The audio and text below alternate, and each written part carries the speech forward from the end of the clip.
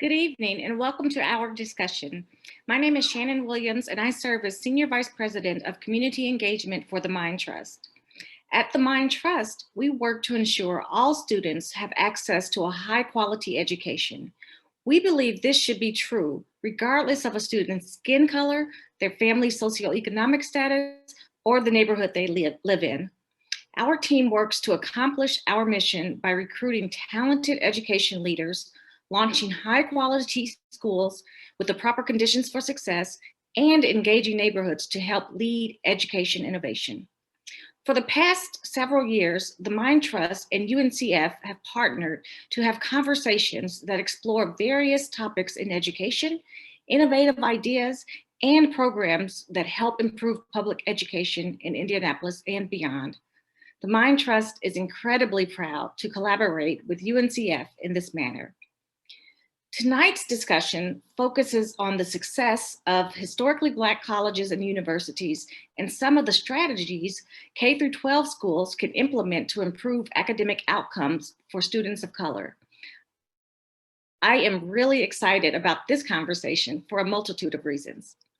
For starters, I'm an HBCU graduate, and while at Jackson State University, I experienced firsthand the nurturing environment that Black colleges and universities are known to foster.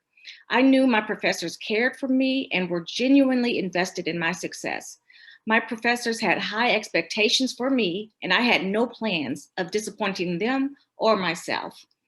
While attending JSU, I felt safe and incredibly liberated because, in a sense, I was amongst family. Tonight, you will hear from graduates of historically Black colleges and universities, most of whom have led or are leading Indianapolis schools.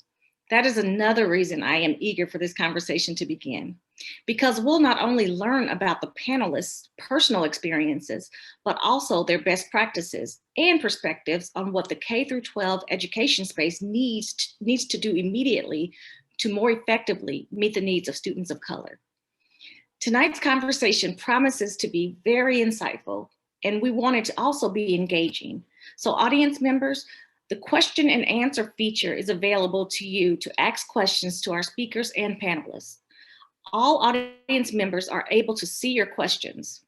During the panel, our moderator, Sekou Biddle, may elevate your question to be featured in the conversation.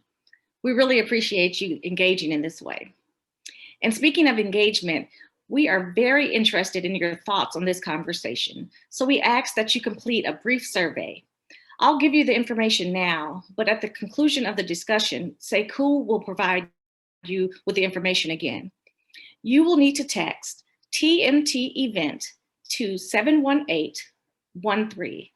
That's TMT EVENT, and the number is 71813. We want to provide the best experiences as possible for attendees, so your feedback is really appreciated. Please be sure to take a few moments to complete the survey. We understand the power of social media, so feel free to use our hashtag, which is UNCFK12, to promote this discussion. Tonight will be a real treat, and we have a very special person to kick things off. Dr. Meredith Anderson is co-author of Imparting Wisdom, HBCU lessons for K-12 education. When she's not writing transformative material or teaching courses on race and public policy, Dr. Anderson serves as Director of Research in the K-12 Advocacy Department and Frederick D. Patterson Research Institute at UNCF. She is a graduate of Texas A&M University, where she earned her BA and doctorate in political science. Dr. Anderson, the floor is all yours. Thank you, Shannon, and thank you all for joining us tonight. I won't be before you long, like they say in church, and I actually will mean it, but I just want to go over a little bit about UNCF and then talk a little bit about the report. So for nearly 77 years here at UNCF, we've been committed to getting students to and through college and beyond. So we do that in 3 different ways. We award more than 10,000 scholarships to students and internships worth $100 million annually. We financially support our 37 member HBCUs, But we're also support our HBCUs as being advocates, both on the K-12 and higher education level. So to that end, we wanted to ensure that the lessons that we've learned from our HBCUs and in doing this work for decades can really translate into the K-12 space. So we know that HBCUs and the K-12 sector are inextricably linked, but for far too often, HBCUs are not deemed best practice models in thinking about how can we understand these lessons in the K-12 system. So here we have incubators of Black excellence and academic rigor, yet we haven't really holistically elevated their successes and how that could be translated to the K-12 level. So in the report, Imparting Wisdom, HBCU Lessons for K-12 Education, we asked the following question. What lessons have HBCUs learned in educating large numbers of African-American students that can really inform the work of K-12 schools that enroll similar populations? So we know that there's several lessons that could be gleaned from HBCUs, but we group them into three broad categories. And so if you look at the report for each best practice in the report, and you can locate that at uncf.org/imparting wisdom. But within that report, you can see subheadings where we talk about the best practice, but we also talk about the corresponding K-12 lesson. So I'll talk about some of those lessons here. So the first lesson is that HBCUs cultivate nurturing support systems. So in this lesson in the report, we talk about how HBCUs promote a high level of student and faculty interaction. They employ diverse faculty, but they also implement strategies like intrusive advising and building that caring mentorship relationship with students like Shannon mentioned earlier. So in the report, we talk about a corresponding example. So on the K-12 level, both in Indianapolis and abroad, we talk about how schools can be intentional in investing in the recruitment of teachers of color. Now, we know that the research substantiates the importance of this representation, how it has a positive impact not only for minority students, but for all students. But we also want to make sure that we're employing that intrusive advising through making sure that we're employing high quality school counselors. The second lesson refers to how HBCUs leverage African-American culture and identity. And here we talk about how HBCUs really make intentional efforts to promote student engagement based on culture. So making sure that they're incorporating African-American cultural elements into campus practices and the curriculum, but then also helping students develop a strong sense of identity and using African-American culture to facilitate student success. And so on the K-12 level, we talk about how schools can again be intentional in infusing culturally relevant pedagogy into the classroom and their instructional practice. So ensuring that Black students see themselves. We know that that's often a problem. We know that it's important, especially in this racial climate, that students are affirmed and seen in their classroom. And lastly, the best practice we talk about is that HBCUs set high expectations, like Shannon mentioned. And this highlights the role that HBCUs play in offering that meaningful mentorship, but then also promoting graduate school enrollment. We know that HBCUs have a strong legacy of sending large proportions of students to graduate school. And so on the K-12 lesson, we talk about creating more college-going cultures in schools. In the report, we suggest tangible ways to do this. One way we talked about former First Lady Michelle Obama's College Signing Day and how schools can make sure they're developing a sense of celebration around going to college. And so finally, we end the report with two broad recommendations. And the first being that HBCUs and K-12 schools should really develop strong, mutually beneficial partnerships and pipelines. And I'm sure the panelists will talk a little bit more about some of how that looks on the ground. And then also that schools and charter management organizations and college access programs should really work in collaboration with HBCUs to increase the presence of minority teachers and administrators in schools. And so again, we want to ensure that HBCUs are recognized, not only for their vast contributions to higher education, which we know and we've been talking about for decades, but also for their ability to be models for the K-12 education sector. We know that HBCUs are woven into the very fabric of this nation, and they should really be continued to be elevated for their steadfast contributions. And one thing that we also want to note is that we hope that school leaders and teachers and staff will really help to uplift these institutions amongst their students as well, making sure they're encouraging them to apply to our universities. Finally, I hope that you again take the time to read the report and share with your networks. Again, it could be, you can access it at uncf.org/imparting wisdom, or you can also go to uncf.org /K12 advocacy. Thank you. Thank you so much for that wonderful synopsis, Dr. Anderson. You and your colleagues' efforts to produce this report will surely result in transformative change in the education landscape. So thank you again.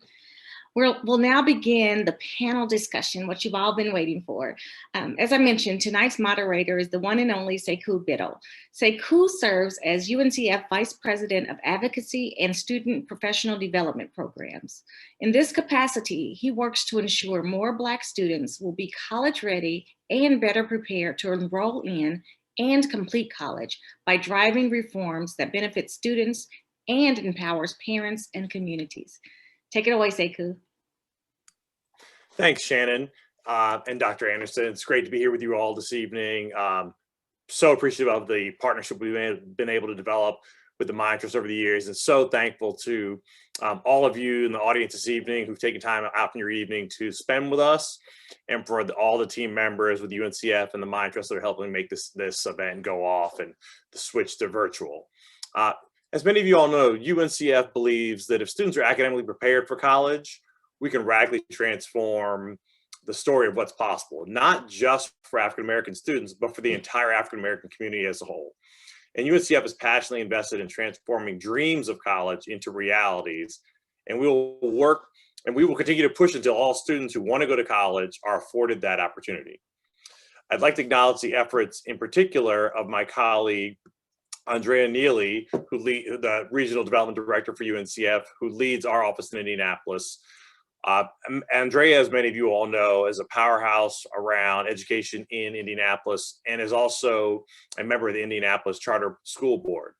The Indianapolis Regional Office continues to support local efforts through virtual college fairs and other programming designed to help schools and students identify their pathway to college, and continues to raise money to support our 37 member institutions, as well as dozens and dozens of Hoosiers each year to help make their college dreams a reality. And I'm pleased this evening to be joined by 5 HBCU alumni who are also experienced school leaders, educators, and education leaders in Indianapolis. We're deeply honored to have them, as well as HBCU president, join us in this meaningful conversation. So to help get the conversation going, I'd like to introduce Ms. Alicia Hervey, founder and executive director of the Path School, Natalie Henderson, Dr. Natalie Henderson, chief schools officer of Indianapolis Public Schools, Ms. Kim Neal Branham, founder and executive director of Believe City Circle High School, and Ms. Mayat Lands, founding executive director of Rooted School, Indianapolis, Patrick Jones, senior vice president of leadership and equity at the Mind Trust. And I'm not sure if we have yet, but we hope to be joined by Dr. Rosalind Clark Artist, president of Benedict College. To get things going, I'd love to pull in Alicia and Mayat into a question here. So among K-12 educators statewide, almost 93% are white, according to the state's education department, and nearly 30% of students in Indiana are people of color, with an even higher percentage of students in Indianapolis. With there being such a disconnect or imbalance in representation, the Imparting Wisdom report suggests and discusses an HBCU best practice of leveraging African-American culture and identity as a valuable asset. How is African-American culture and identity manifested in your school? Thank you, Hbcu. So for us at the Path School, our community is actually about 70% Latinx. But of course, I'm an HBCU grad, and because of that, I understand the power of community. And so probably the way it manifests itself most at the PATH school is through community and support.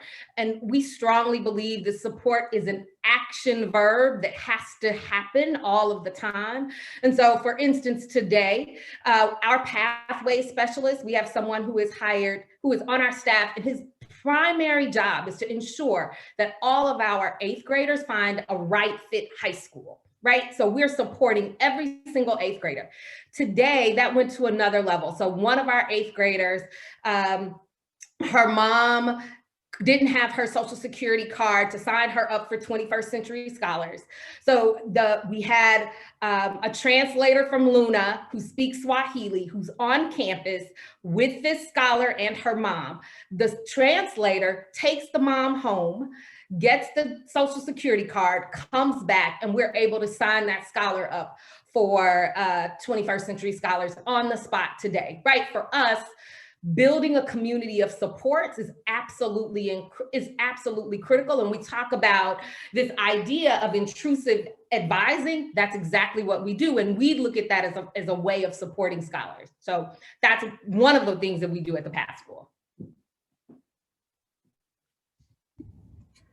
So for us at Rooted School Indianapolis, we look at it through the lens of culture, curriculum, and community. And so historically, we know that Black people are a collectivist culture. And so where we emphasize the needs and goals of the whole group over self, I mean, it's no different in our school. And so culture-wise, it's done through what most people know as advisory groups, and we call them our tribes. And so where there's a sense of belonging to a certain group, and it's followed after the principle, Kwanzaa principle, Ujamaa, which means that we build and maintain together to make our brothers and sisters' problems our own, and we solve them together. And so we do that through advisory. And then also our curriculum. So our curriculum model is done through a social justice multicultural lens, which really focuses on teaching students to reach their highest potential through self-actualization and self-transcendence. And it's followed after 4 domains, and the first domain is identity. And so all of the curriculum in the first semester is built on identity, then diversity, justice, and action.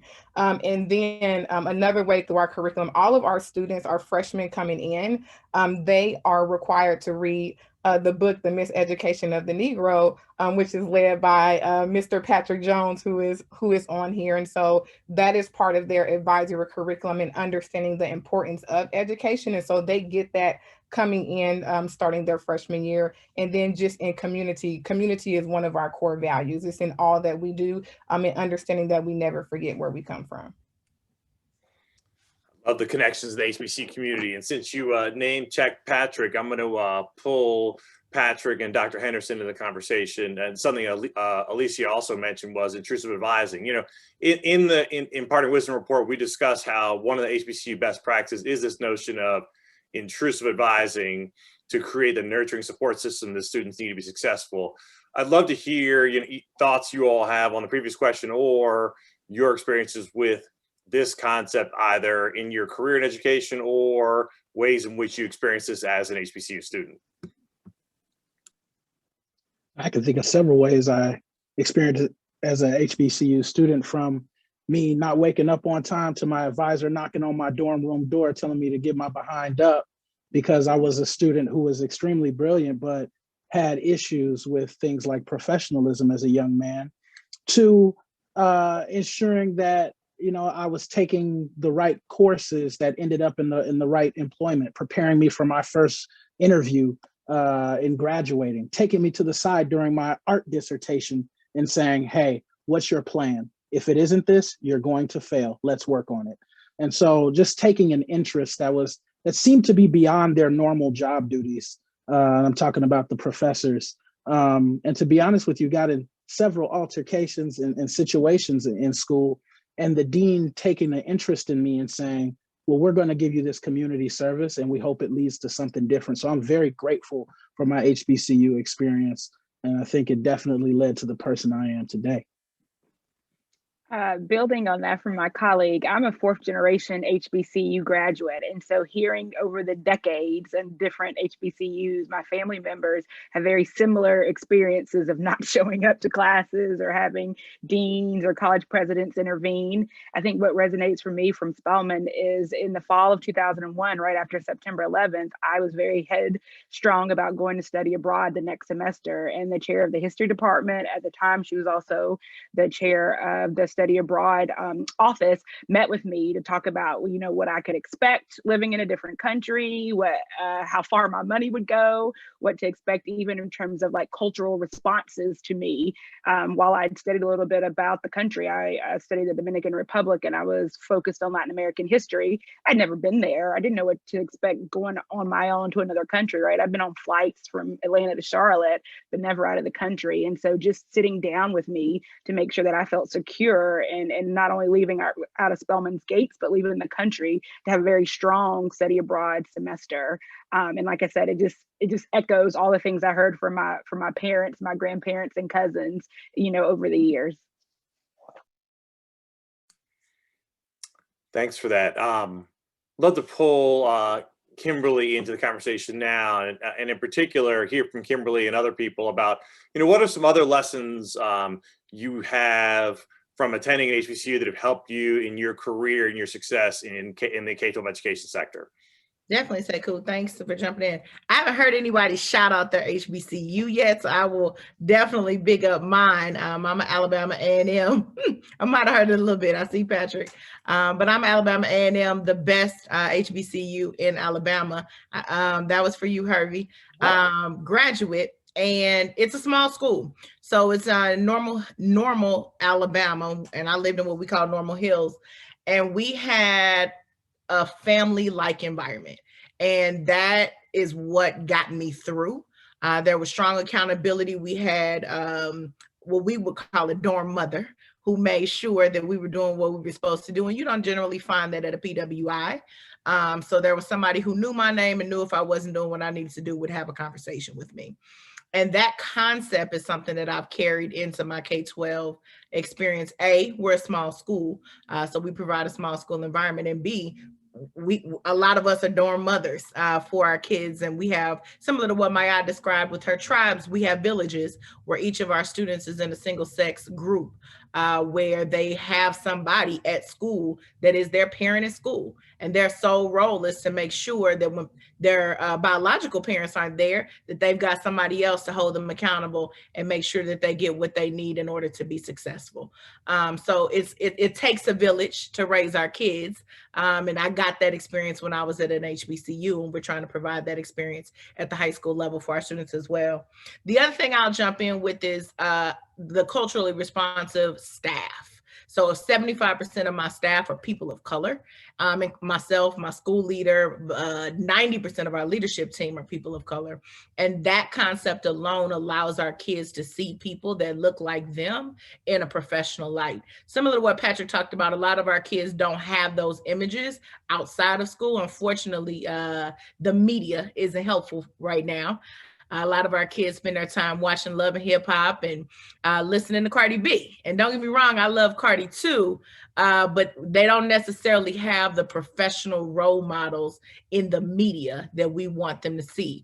They see Michelle and Barack, and they don't see themselves yet at that level. And I think they identify much more with the constant images that they see around them. So I think it's imperative when they're in school, especially in the K-12 experience, that they see people that look like them, dressed professionally, speaking professionally, carrying themselves professionally, on time to work, consistently at work, just learning and I think so that they can learn from us how to be the young professionals that we know that they can be.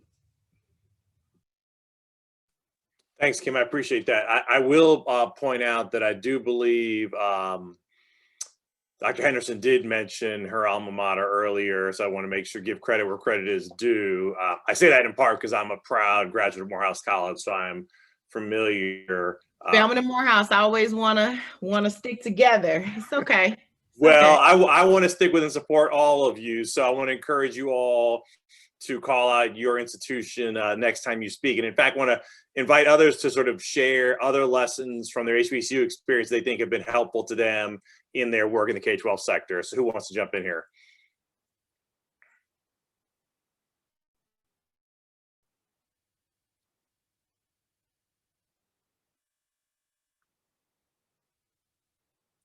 Alicia, since Kimberly named you, why don't you go right ahead? I will. So, I'll name two things. First of all, to be clear, the absolute best school in the state of Alabama, school, all of them, Tuskegee University. Let's be very clear. And then to talk a little bit about my college experience, I think, a part of this, I talked a little bit about community earlier, and I think Maya spoke to this as well, and I'll speak to my sorority experience also on a Black college campus, and Maya and I happen to be members of the same sorority. But that experience around community really did lay a firm foundation around how do we build the kind of sisterhood, brotherhood, the kind of community that can stand the test of time. I'm coming up on my anniversary in my sorority actually next week. And as a result, and all of my line sisters will talk, we'll get together. And how do we create the same kind of community in our schools is what we're trying to do. We're in the first year of opening the Path School, and we're on our way to developing those kinds of relationships. But when Kim talks about, the dorm mothers, we called ourselves, my freshman year at Tuskegee, the ground floor posse. We all lived on the ground floor of Olivia Davidson Hall, and we remain friends today. And those are the kinds of relationships that I think we can start to build in our elementary and high schools so that they stand the test of time. And I look to, in this city, I think there's a shining example of what that can look like in Crispus Attucks High School. When you talk to folks who went to Crispus Attucks High School some 30, 40 years ago, there's a kind of community that they have that you don't see in other schools. And how do we start to build that in our schools? And I think that starts for us with what we saw at our HBCUs.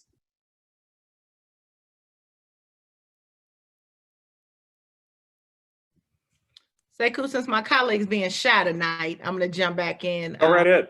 The other thing I would say that I took from college, Alicia pumped it up, and just in terms of the camaraderie and the friendships that I built from college, I think we're seeing that budding here with the leaders in the city.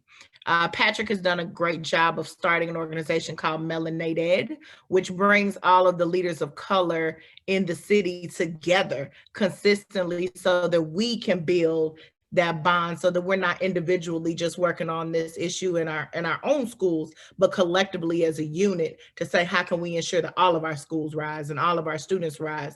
And I think that's the goal of the organization, is that we all continue to grow and learn together. And I think the root of that definitely was learned for me. And I would assume Patrick would say at his Tennessee HBCU, there we all have to work together. I won't name the name, that we all have to work together in order to get where we need to go. I was trying to make space for other folks, Kimberly, but yes, I did go to the Fisk University in Nashville, Tennessee, right there on Jefferson Street. It's the best institution of higher learning in the United States, if you must know. But Kimberly is absolutely right. There has to be a community, there has to be an opportunity to come together. And I see that through my experiences at Fisk, and knowing that I'm not the type of person that keeps in steady contact with people all of the time. But when I call on you, I'd love to have that same kind of camaraderie that we had, that we may have touched base 10 years ago. And I think Melanated can serve as that, right? You just hop in when you can hop in. You don't have to hop in every single time. But when you come back, you know that the community is there for you. So I think that, there's just tons of lessons that we learn from our institutions. Even this idea of legacy, this idea of understanding your history. When I took an English class at Fisk, I can't remember reading one Eurocentric book. The first book they gave us was, I think it was like Faces of the Bottom of the Well.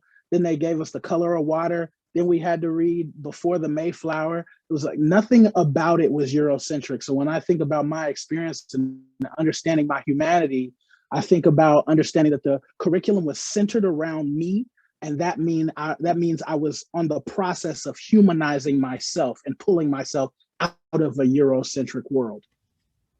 And I would add, from my school in the land of Don't do it. sunshine at Tennessee State,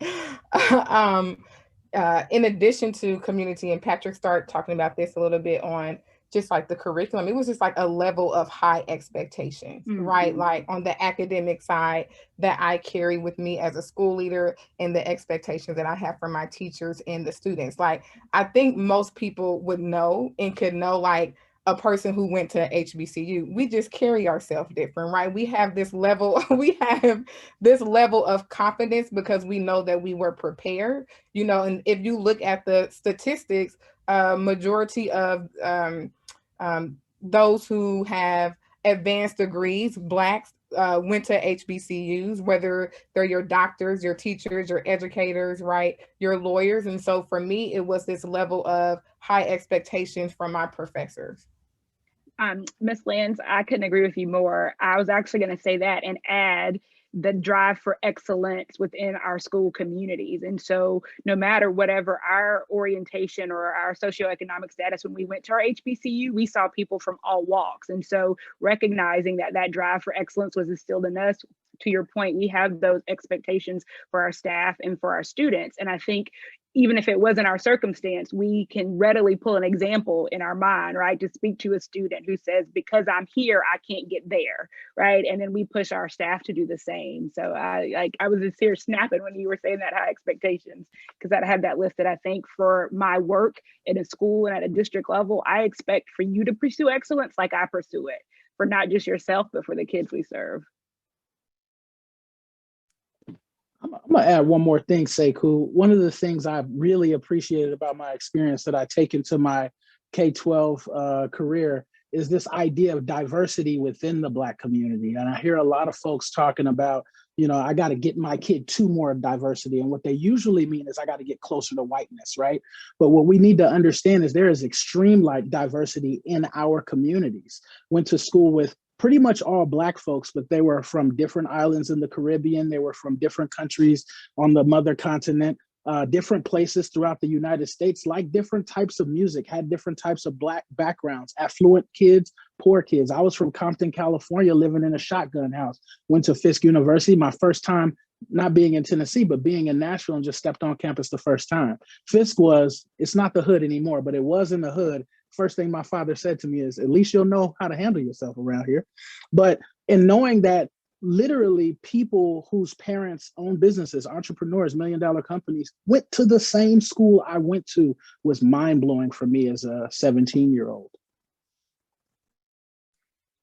Hey, Patrick, I appreciate that. And a number of things you said resonate with me. I think that I'd love to actually pull on a couple of threads here. In part, because someone who you all are very familiar with, we had a similar conversation with former superintendent of Indianapolis Public Schools, Dr. Louis Farabee, who's now been the chancellor in DC for a while. We had a conversation about this with him in DC about this, and he talked about, you know, for a lot of the schools and a lot of communities that many of us are working in, the schools, you know, the K through 12 are essentially historically Black institutions, right, where students are, you know, inundated with living in and around Black people and Black culture. And one of the points he made was we should probably be thinking about the fact that that's an environment that students are so steeped in that we should be thinking about their college experience and how we can extend a familiar set of surroundings. And I think to a point that you made earlier, Patrick, an environment in which students can be learning about people like themselves, from people like themselves, you know, hearing stories in which, you know, the history is written for and by and about Black people, the literature and so on. I think that's hugely important. And so I'd love to hear people's thoughts on what might be some ways you could envision building more intentional connectivity or even partnership between the K-12 sector in Indianapolis and HBCUs.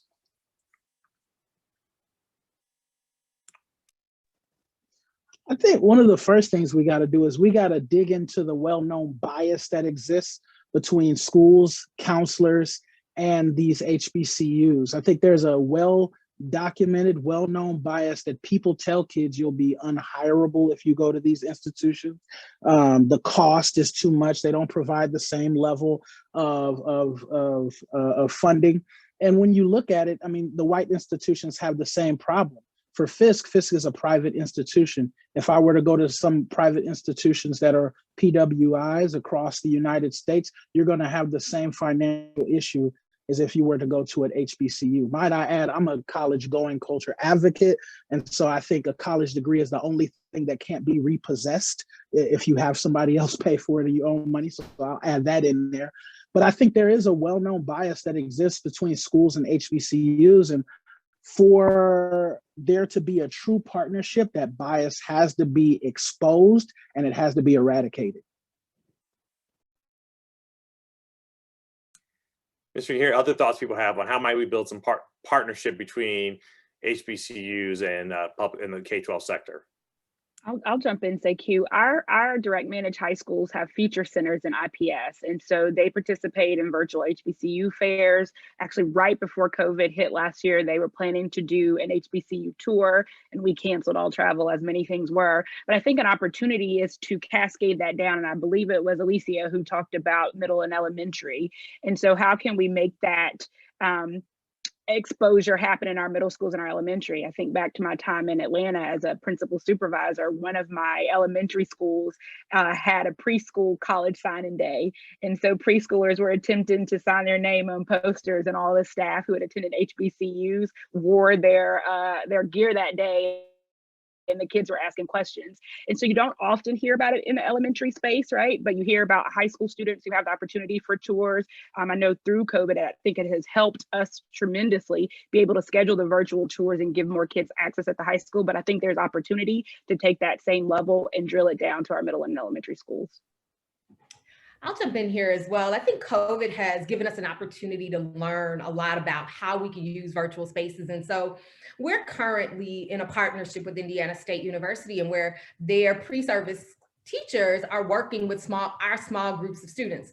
We could do the same thing virtually with HBCUs. How do we build the same kinds of virtual relationships where a pre-service teacher is working with maybe 2 or 3 students, and we start to build a relationship? They learn our mission, they learn some of what we believe in. I think all of us have the kinds of missions that folks will get behind, right? And so how do we start to build those relationships? And I think COVID has given us an opportunity to learn some of that. And for us at the Path School, we've been able to build that relationship with Indiana State. We could do the very same thing with Kentucky State. We could do the very same thing with Central State, right? And those are schools that are close enough to us where we could kind of bridge that gap to start to reel folks in, to come and visit our campus, come in and start to build those relationships. I think I think there's some opportunity.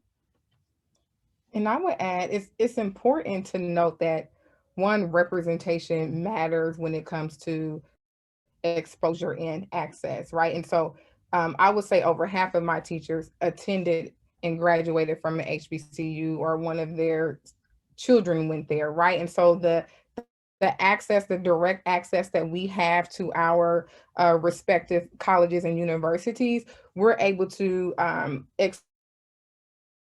expose our students, whether it's through giving them access to certain programs that they may have in the summer, whether there are college tours that we can take our students on, and just partnering with the different organizations in the city that are also already partnered with the universities, other HBCUs. We don't have to do this work alone. My sorority, as Sora Hervey said, Delta Sigma Theta Sorority Incorporated, we have done college tours for over 33 years to different HBCUs, right? And so schools don't have to do this work alone, and we should partner with organizations in the city that are already doing this work too.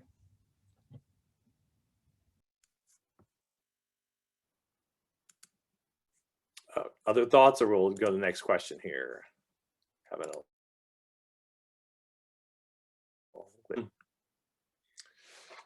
So, interesting enough, I can't remember, one of you mentioned earlier, and I apologize, about having high expectations. And I know, much has been written about, belief gap and the distance between what people and to believe in what children can do and what they're capable of.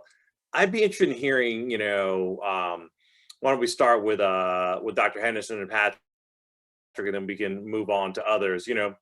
What efforts are you all seeing in Indianapolis sort of to dismantle this belief gap?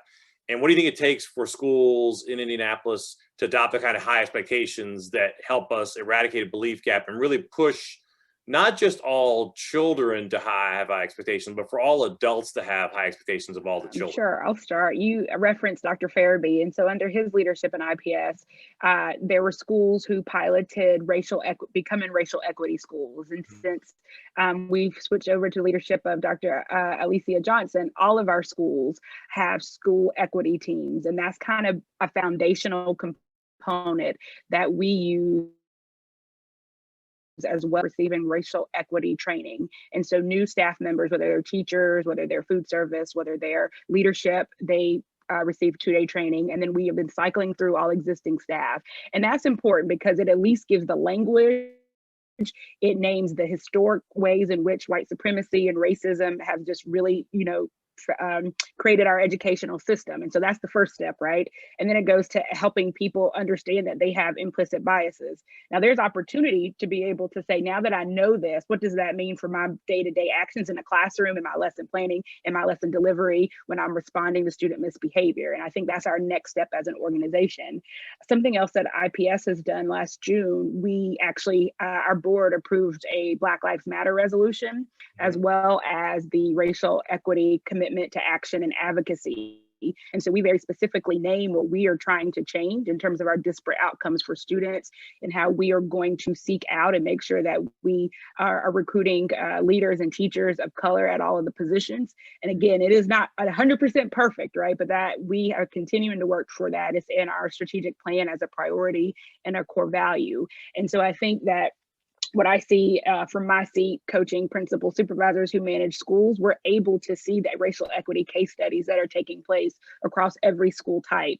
We're able to see leaders who can have language to name. I noticed in that lesson, you didn't ask the students to explain how they got that answer, but we know that they're going to need to do that. So you need to fix that, or why did you do that, right? We're equipping people with the tools to be able to call a thing, and then to react from that and change their practice. Yeah, that's great. And I've actually been through with my auntie, Mama Pat Payne, Dr. Pat Payne, I'm sorry, let me put some respect on her name, through that training. I'm just grateful for her leadership and those efforts for you all. At the Mind Trust, one of the things we want to do is we want to make sure that our schools go through the appropriate equity training, just like in IPS, that ensure that they have equitable practices, and not just in the observable practices, but in the implicit systems as well. So even when you think of how things are budgeted, for example, if you're a high school and you have AP courses that are offered, usually those classes are smaller and the teachers are paid more. What that means is you're spending more money per student for kids in that class than the kids in your general education class, which are more likely to be Black students, which are more likely to be your Latinx students. So we have to be clear that these biases and these practices in your day-to-day operational practices also need to be dealt with, as well as behavior. So we invest in a 1-year-long equity cohort for which we have 6 school members, 6 school partners, and 6 not-for-profit partners to engage in interrogating their systems to do that very thing, for which they'll walk away from this with a 3-year strategic plan. And we're working on getting them coaching to work through that strategic plan as well. The other thing we're really invested in, really excited about, that was just released, was the Go Farther Literacy Project. So I think one thing we have to understand to get rid of the belief gap is to understand that our families want great education for their students. I've not met one single family. This is over 16, 17. I can't remember how long I've been in the game, years of education. I have not met one single family. I'm getting old, Alicia. I haven't met one single family that doesn't want their kids to learn. And so what we're doing is we want to put the solutions into the parents' hands. So we have a $20,000 fund where parents can apply to engage in some literacy solutions for their children, whether that is build a library for their house, or if they want to pay for tutoring, or if they want to pay for a dinner so they can have a reading circle at home. We want to put that freedom in the parents' hands, because we believe the parent agency is important in getting the child and the family to engage in education in a way that's equitable for all. Because one of the things that we know is that in our suburban counterparts on outside of the circle here, they're experiencing outside of school academic success that's incorporated into their school in some way. So they can go to Mathnasium and they can go to Kumon and get help if they're struggling. But what can our families do? And we got to find a way to level the playing field there as well. Really appreciate that, Patrick. I mean, look, as the parent of a student in high school right now and one in college, I can certainly acknowledge that so much of what families are able to do and push into students' lives support what happens in school. And we do know that oftentimes, like, the resources available in communities are so different from one household to another, from one community to another. I'd love to hear a couple other thoughts from folks on other things they think we can be doing to sort of move the needle on the expectations and the belief gap. So I have 2 points here that I want to add. One that I've been on my soapbox a lot for, mainly because I was definitely a perpetrator of this in my old life, is exclusionary discipline practices. So just making sure that our schools that are designed specifically for Black and Brown kids continue to move away from exclusionary discipline practices, meaning we're not suspending kids and expelling kids at exuberant rates and very different to their counterparts and their peers in more affluent areas. So that would be the one thing that I think I would say our school has done a great job of this year. We've had no suspensions, no expulsions, and we were in person 2 of the 3 quarters that we were, that school started this year. So that's the first thing that I think we've got to do, is make sure our kids are in school so they can learn. If they're at home, they can't. And I think that feeds into the negative energy that our kids can't achieve. So that's the one. The other that I would say is just around curriculum and making sure that we are always ensuring that our students have grade level material in front of them, even if that means purchasing curriculum. A lot of our are allowing teachers to kind of make things up as they go.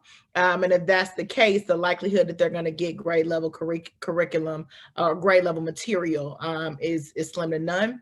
And then the trust factor of the technology. So one of the things that I've been laser focused on this year is trusting our kids to take their tech with them. And I know that in our communities, oftentimes the mentality is, oh, they can't handle it, they'll lose it, somebody will steal it, it won't come back.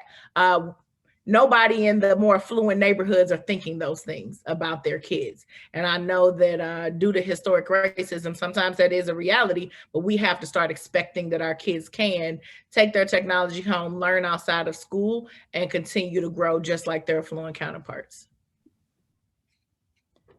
And I would add, it's not news that we know that students live up or down to the expectations that people have for them, right? And so for me, so I'm a certified facilitator for culture, intelligence, and unconscious bias. So like our teachers and our staff at the beginning of the year in professional development and throughout the year, they get training on that. But more importantly, on the student-facing side, this academic piece, for us, we are honors for all students.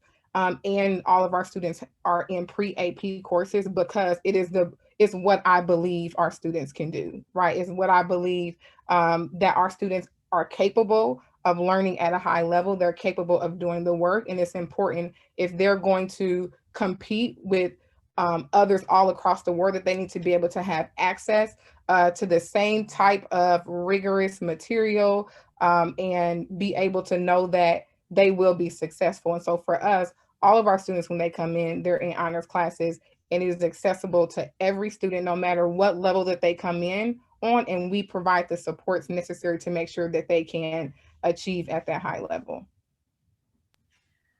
I'll just add, like, I think I agree with what both Kim and Maya have said here. I think the tough work what I've seen in my building is it's the adult shift in mindset, right? Like I believe these things to be absolutely true and have ensured that we put, the most rigorous curricula in front of scholars to make sure that every text that you need, you have access to ensure that we've got Sora for Overdrive. So if you can't get a book in your hand, you can get it online. But the adults in the building have to believe that that's the right work to do. The adults in the building have to believe that suspension is not the way to go. So when I'm arguing with folk, and I do pretty regularly, when I'm arguing with folk that we are going to have a restorative conversation here and we are not sending somebody home, that requires just a mindset shift from the adults, the other adults who are serving children in our buildings, and that sometimes takes time, right? I don't have a small staff. I mean, it's kind of small, but it's not 5 people, 10 people. We're talking 50, more than 50 people. And so ensuring that everybody is in lockstep around, this is what we believe about teaching and learning and expectations. And this is what we believe about suspension takes time. And we just have to toe the line and not move from what we believe to ensure that we start to shift those mindsets. I think in addition, go ahead, go ahead, Kimberly. I was gonna say, I would just think Alicia go ahead, Maya. On the I would just add to that on the discipline side, like I feel like that starts right with our hiring practices, right? And with people understanding what we believe, because then I can always go back to say, remember when you said in your interview, right, that you believed A, B, and C, and that'll get you every time, right? So you can't fake the funk. And because at some point, someone told me that at some point you're gonna have to come to yourself to realize, are you a fraud or not? Right. And so that's Sir Patrick Jones. That's why he's laughing, because that's real. If you really believe, you cannot fake believing in our kids, right? You cannot fake it. And so you're going to be exposed if you do. So if you say that you believe this kid should be in school, then your mindset is going to show that as well. And you're going to have a growth mindset about it. So yeah, I was adding that, and I was also going to double click what Alicia is saying is the mindset sometimes with our parents. I think as much as the work we have to do with our staff, our parents are used to a system that doesn't always include them, that doesn't always respect their voices, that doesn't always hear their concerns. And I think re-establishing the relationships with our parents so that they know that this is a partnership. We want to work together. We're not trying to just kick your kid out. We want to work with you to figure out how to make this work has been more than a notion as well. And I think that's a lot of the change management that I know I've had to do this year as well, because our parents will suspend them. They don't want to be there. Like sometimes you get that energy where I'm like, no, we want them here and we want to sit down and partner with you to figure out how we can work together to address the concerns. And sometimes that means counseling and having our parents go through the tedious process of signing up. I literally talked to a parent on the way home. Oh, she don't need counseling. She don't need no help. No, but she does. We've had 4 of these conversations this year and things aren't getting better. We've got a counselor that comes in on site. It's free. Let's work together to get her the support she needs so that she can change the behaviors long-term and we're not continuing to put a Band-Aid on a deeper situation. Double click on that, Kim. And also to know that parents are used to multiple systems like that. School doesn't exist in a vacuum. So you're not just fighting their school experience, you're fighting their everyday experience. But I also want to touch base about what you said about curriculum in terms of we got to make sure, and that's a mindset issue too, Alicia, we got to make sure that schools and teachers and everybody is not deviating from that curriculum, because once you deviate, what you're showing is that bias that our kids cannot do it.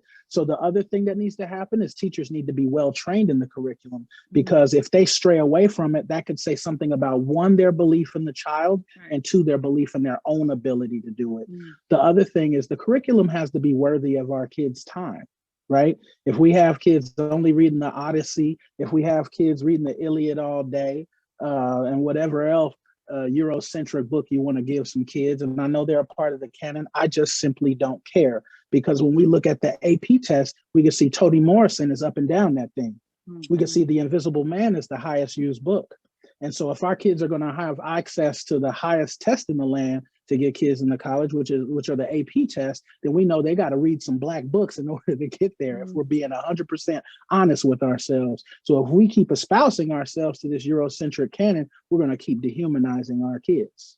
Well, Patrick, I want to build on that because two things you made me think of. One, as an AP student in high school, I remember reading Things Fall Apart by Chinua Achebe and like had no real analysis of the text. There was no connection culturally. And then reading again as a freshman at Spelman and being like, oh, this is a great book, right? Because of how we dissected the text.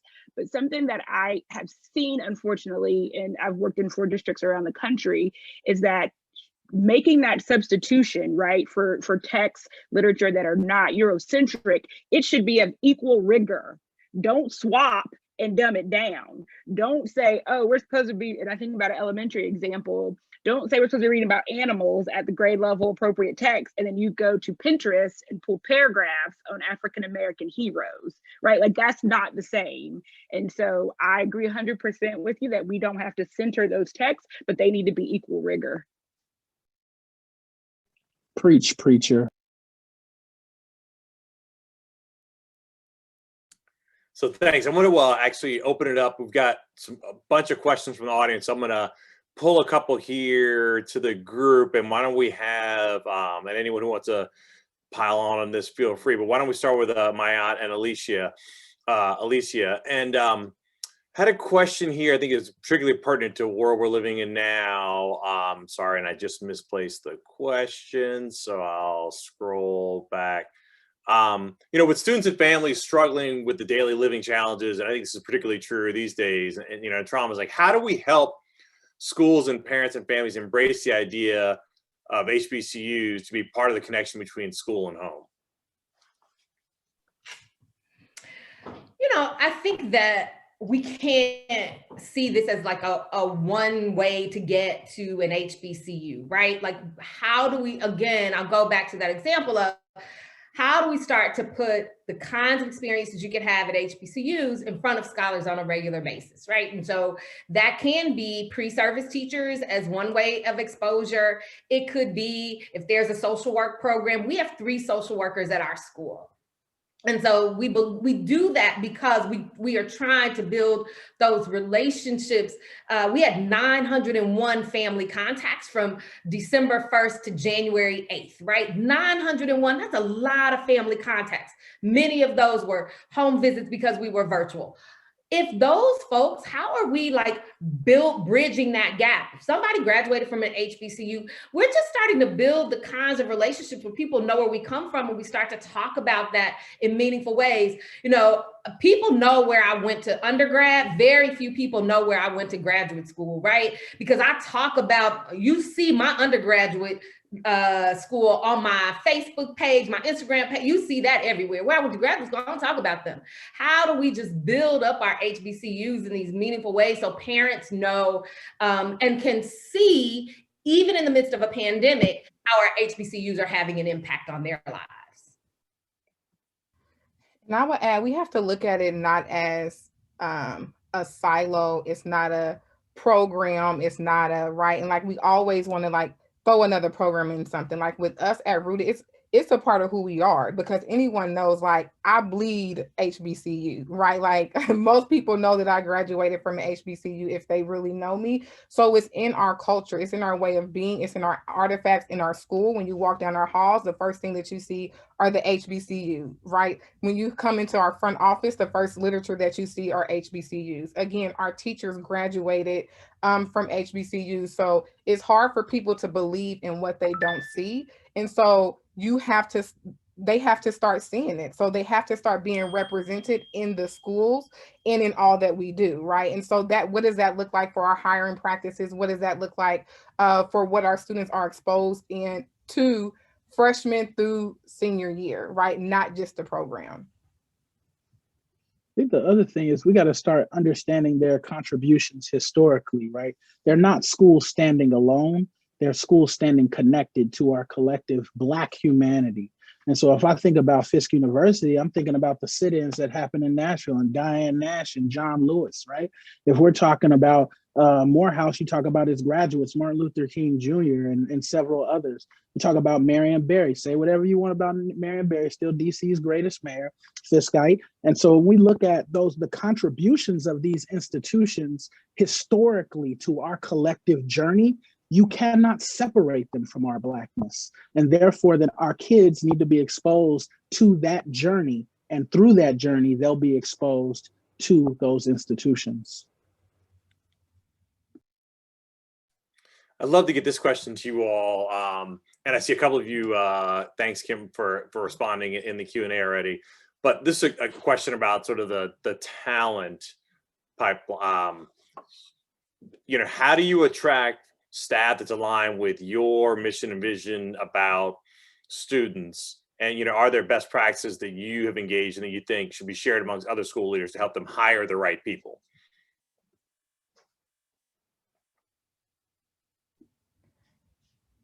So for us, we have, we partner with one organization, Educate Me Foundation, who the founder is a Tennessee State University graduate, to think about what does a pipeline look like for teachers coming in from HBCUs. But again, we also go to some virtual hiring fairs at HBCUs.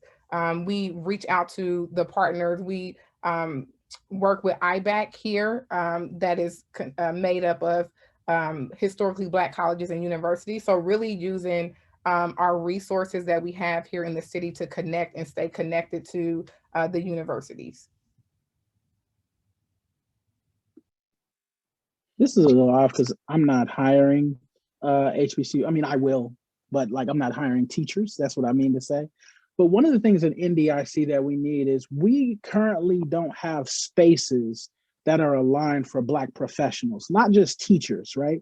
We're talking about Black professionals in general. When you go to other cities like DC, they're very welcoming. In Chicago, they're very welcoming to Black professionals. It's not a knock against Indy. I love it here because I'm a family man, have 2 kids. They enjoy it here. They enjoy their existence here. But if I was a single or a young married man, it would be very difficult for me to live here knowing that this space is not built for me. And so from a system standpoint of how the city is structured, there needs to be some space that exists for Black professionals to go and enjoy their time here, because their time putting in work into their professional space is just as important as their time playing in a space that was built for them so they can sustain their existence in the city. I think from a system and HR talent management is how you build your selection process, right? So how can you incorporate questions or performance tasks that are aligned to what you expect your staff to do daily so that you get a sense up front? I think when you're recruiting, what is the value proposition, right? To Patrick's point, there may not be the entertainment, the excitement for the city, but what are you drawn to do to make a stake, right? Do you want to be able to contribute to your legacy? And there are people we know, right, that are very purpose driven, right? And so how can you connect their personal purpose to the work that you are doing in your community? But I think you can, and I think of our IPS system. So at the central office, at the school leadership, and the teacher level, racial equity is a domain within our evaluation, right? So we are looking for evidence day to day, throughout the year of how you are aligning to that. And so how can we take some of those domains and make them questions and tasks so that you can ask on the front end? So to Hayat's point, are you a fraud, right? You signed up for this, you knew, right? What? And then also I believe in performance management. So it might be you actually have so many non-evidences of your alignment to this, and it may be time for you to choose another place to work. I'll add on the systems level, one of the things that we do is I never hire alone. So I might miss something. I might not be tracking. I definitely believe in the team approach, back to the village concept, back to our HBCU roots. When I'm interviewing for a final interview, my entire leadership team, 90% of the time is always present, so that we're collectively making sure that this person is aligned to our values. And understand our expectations. And I would just add that schools can reach out to, there are a lot of alumni organizations here, HBCU alumni organizations here. And if you reach out to those organizations, they have connections to the school. So if people are looking, how do I get in contact if I'm trying to reach out and I don't know, like there's a lot of, you can reach out to IBAC, you can just reach out to anybody who you've known that possibly is involved in the alumni organizations, and somebody can connect you to somebody at the university. So that is a start in trying to bring that pipeline in of professionals. And I'm going to pivot. I think we've got time for one more audience question here. I'm going to ask the group, and I'd love anyone who's got thoughts on this to share and chime in. But are there any instructional methods, best practices that you can share with K-12, with other K-12 leaders and teachers to help improve academic outcomes for students that are aligned to college and university admission standards? I can jump in. One of the things that has been important to me as I designed Believe is making sure that our students are learning through different modality styles. So we know as our kids get ready to go off to college, as much as we love the computers, a lot of our students will still need to be able to sit and listen to a lecture. That's still a reality. That was part of my college experience. Some of our students are in dual enrollment now. That's part of their college experience. And they're like, oh, Ms. Neal, this professor just talked for 45 minutes. It's so boring. Yeah, that's college. Newsflash. Everything's not going to always be interactive. Everything's not always going to be engaging. We all know we had that one professor that liked to just stand and deliver. So just making sure, even in the K-12 space, that our students are getting that project-based experience, group work experience, sitting and listening to a long lecture and having to retain information and take notes. Like, they need to understand how to use a textbook. A lot of our schools have gotten away from textbooks. We make sure that we get some books in hand in our school as well, because I think it's really important that our students know how to learn with different modalities, because that's going to be crucial when they get on a college campus or into the workforce. I'm going to add rigorous science instruction. That was the biggest gap I see in K-12 when students want to be engineers, doctors, computer scientists, and they go to HBCUs, many of which are top-notch science institutions. When you look at Tuskegee, Fisk in their partnership with NASA, North Carolina A&T, they're great scientific institutions. And to be quite honest with you, if a kid isn't prepared to engage in that high-level science, doing the things that Kimberly talked about, taking notes during a long lecture, it's not all about group work, but that is a part of it. But if you aren't used to retaining high amounts of information, good luck in the sciences, because that's what it takes. And labs. So I have a science background, so I majored in biology. And so I agree with Patrick. It's the reason why I chose, when we talk about curriculum and having high quality curriculum for our science, they start with pre-AP, right? And so preparing them, so by the time that they go to college, because a lot of kids just say, what do you want to be? People want to be doctors and all these different things, but then you don't even have, you don't have what it takes, or you don't know what it takes to do that. And so we start them with this rigorous curriculum their freshman year. But then also at Rooted, we are mastery based. And so students have to master the standard before they're able to move on, right? And so far too often, it has been acceptable for students, and it may be okay in some schools, but in our schools, like, students, a D or a F will not cut it, because you have not mastered, and that means that you're not prepared. You're not ready to access the level of education at the next level, because you haven't mastered the standard. And so we are a mastery-based school where students have to receive a certain percentage to show that they have mastered that material multiple times before they're able to move on, so that we know that you're ready to access the material when you go to college.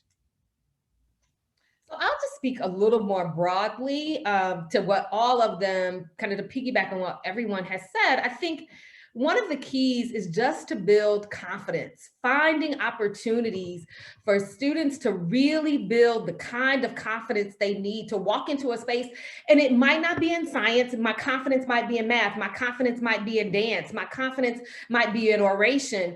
But where do I have some real confidence so that when I do get to the next level, I know that I can fly? And so if I can fly in this area, I can learn to fly in other areas. But if I've seen myself fly here, I know I can fly there. So how are we just finding areas where we can help scholars build the kind of confidence they need to be successful when they get to the next stage of life? And I would add, I think the concept of stamina and persistence, when I think about some of the writing prompts that students are assigned or essay length, you hear teachers talk about, oh, they want to stop, they want to give up. Like, as a teacher, your expectation is to push that and build them up to it. But we know the papers that we wrote, right, in undergrad and graduate school. And so that's one. Another one I think about is choice and voice and how they demonstrate their math of learning, because you just might get an assignment and a due date, right? And then you have to project manage that and do all of those things, right? And so as you can build it in the K-12 where they are given projects, right, and they can choose how they're going to demonstrate that mastery, I think those will transfer to post-secondary as well. Wow, thanks for that. I'm going to make an attempt right now, because the other thing that happened in the Q&A, for those of you who didn't notice, was we had a roll call of every HBCU that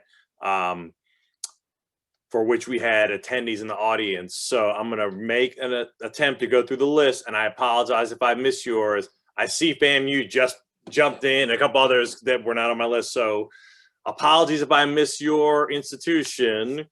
But we had North Carolina A&T, Phillips School of Theology at ITC, FAMU, Tennessee State, Hampton, Howard, Kentucky State, Howard, I said already, Wilberforce, Clark Atlanta University, and Xavier University in Louisiana, all in the house this evening, along with my panel of HBCU grads. I want to, first of all, say thank you, Morris Brown College as well. I want to thank all of my panelists for such a robust conversation.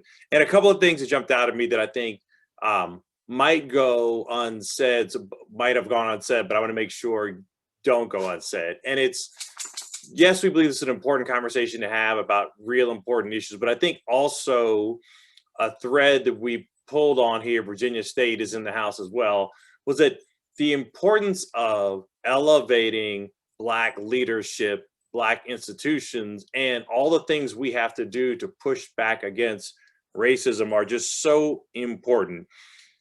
Now, some of you all mentioned things that I think are critical and oftentimes people miss. And it's the notion that, Black people and Black children don't have to be perfect. Like, nobody else has to be perfect. And so, yes, we want to have and charge them to reach high expectations. And we want to be there to support them when they don't achieve those things, to help them achieve them better the next time. But I also think something that was really important in this conversation, and I think connects directly to the point about the power of HBCUs that many of us experience in our learning, is the nature of just really keeping it real about what it's going to be like for a young person as a Black person in our society, and not sugarcoating the realities, but actually preparing them to be successful in the world that we actually live in today, in hopes that they can help make that world better for other young people going forward. So I want to thank all of you for doing so much in Indianapolis in particular to help more young people have greater opportunities going forward. I want to thank the Mind Trust for supporting us in this partnership and helping us co-host this event. And I want to thank our audience for joining us today. Hopefully they got something out of the conversation. There was a lot of questions in the chat. We are going to follow this up because I know there was a lot of content that people wanted to get into. We didn't have time to today. So I want to make a couple of asks of everyone who attended this evening, and 3 things. 1, I'd like you to go to uncf.org and read the full Imparting Wisdom report. 2, I'd love for you to go to uncf.org and also pull a copy of the HBCU resource guide, a great tool and support for parents, students, other school staff and people who want to help young people learn more about HBCUs and potentially plot their course toward attending an HBCU. And last but not least, I would like to ask you all to complete the survey to give us post-event feedback so that we can plan for future events. And one way you can do that is you can take out your smartphone, if you've got one available, open up your text messaging function and text TMT event to 71813. And again, that's text TMT event to 71813 to complete the post-event survey. And if you don't get that in now, we'll send an email to you for the post-event survey. So once again, thank you so much to all of our panelists. Thank you to the team behind the scenes at UNCF and the Mind Trust that helped us pull off this event. And thank you to all of you for joining us. Hope everyone has a good evening, and please stay safe and be well. Have a good night.